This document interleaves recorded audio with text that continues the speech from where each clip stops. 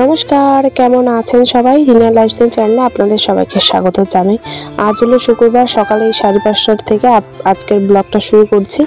আর ঘরে যতই পরিষ্কার করি না কেন, এই ব্যাঙগুলো রাত্রের মধ্যে আবারও ঢুকে যায়।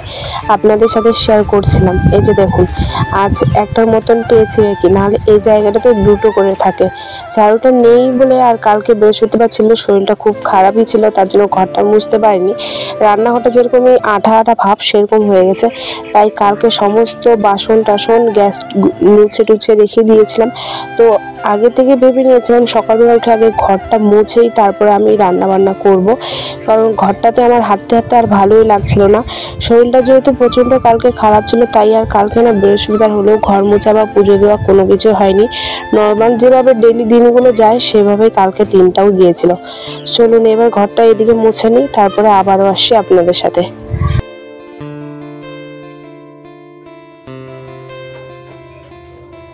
চলুন, এদিকে ঘর মোছা হয়ে গেছে, এখন ব্রাশ করে ফ্রেশ হয়ে তারপরে রান্নাঘরে যাব। তার আগে সেইটাকে একটু জল দিয়ে নিলাম, রোজ দিনে গাড়িটা ঢোকা হয় দেখে।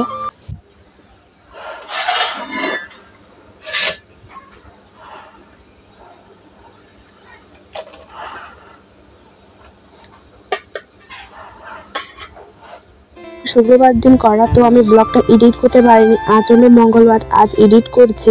শরীরটা প্রচণ্ডভাবে আমার খারাপ যাচ্ছে এবং গলার ভয়েসটা এতটা পরিমাণে বসে গেছে, সেই কারণের জন্য এতদিনে আমি কোনো রকম ব্লগ বা ভিডিওগুলো এডিট করতে পারছিলাম না, যেহেতু গলার ভয়েসটা একেবারে বোঝা যাচ্ছিল না। সেই কারণে আমার ভিডিওগুলো এডিট করা হচ্ছিল না। তাই অনেক দিন হয়ে গেল ভিডিওগুলো এডিট করতেও ইচ্ছা করে না। তাই আজ ভাবলাম যেটুকুভাবে বোঝানো যায় সেইটুকুভাবে আপনাদের সাথে শেয়ার করবো।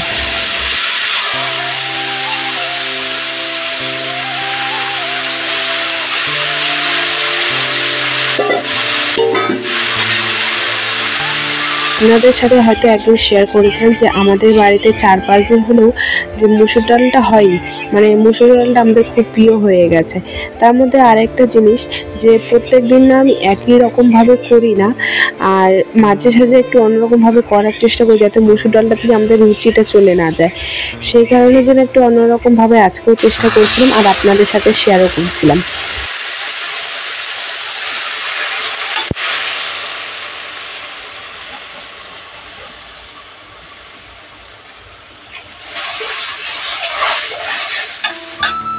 এবার আমার ভাজা কমপ্লিট। এই ডালের মধ্যে আমি কিছুটা আলু দিয়ে দেবো, কারণ আমি ডাল আর আলু সিদ্ধ করব।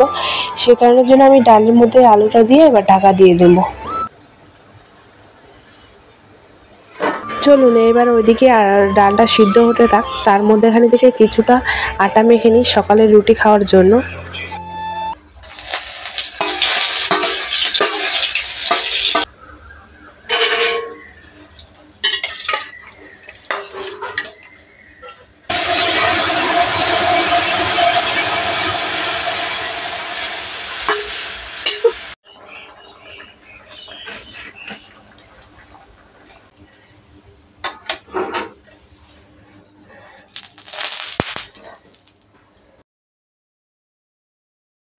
এবার আপনাদের সাথে কিছু শেয়ার করি।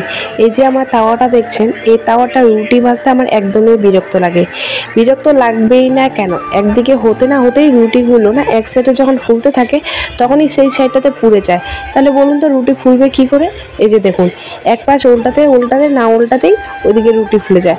আর তেল ছাড়া যদি এটাতে আমি ভাজি না, রুটি তো আর কি বলবো, প্রত্যেকটা রুটিই পুড়ে যায়। আমি হাজারো চেষ্টা করার পরেও পারি না।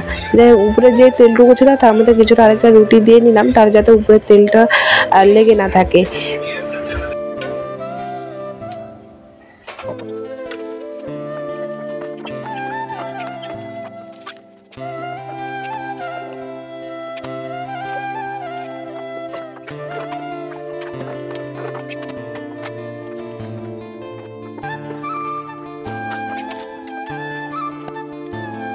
ব্লগের শেষে আপনাদের কাছে ক্ষমা চেয়ে নেব, কারণ এই ব্লগটাতে আমি তেমন কিছু আপনাদের সাথে কথা শেয়ার করতে বা সেদিন কি ঘটেছিল বা সেদিন কি বলতে চেয়েছিলাম সত্যি আমার মনে নেই। ব্লগটা আমার সেই শুক্রবার করা, এডিট করতে আমার অনেকটাই দেরি হয়ে গেছে, তাই হয়তো সেদিনকার ঘটনাগুলো বা সেদিনকার বলা বা একটা ব্লগের মধ্যে যারা আমরা ব্লগ করি না, যেই ব্লগে এটা বলবো ওই ব্লগে ওটা বলবো, সেটা আমাদের মাথায় রাখে, তবে এডিট লেট হয়ে গেলে আমরা ভুলে যাই। তাই ছোট বোন হিসাবে আমাকে এই ব্লগটাতে কোনো ভুল ত্রুটি হয়ে থাকলে ক্ষমা করে দেবেন। আর এখান থেকে আমি আমার ব্লগটা আজকে শেষ করব। ততক্ষণ তোমরা সবাই ভালো থাকবেন, সুস্থ থাকবেন, দেখা হচ্ছে নতুন ভিডিওর সঙ্গে।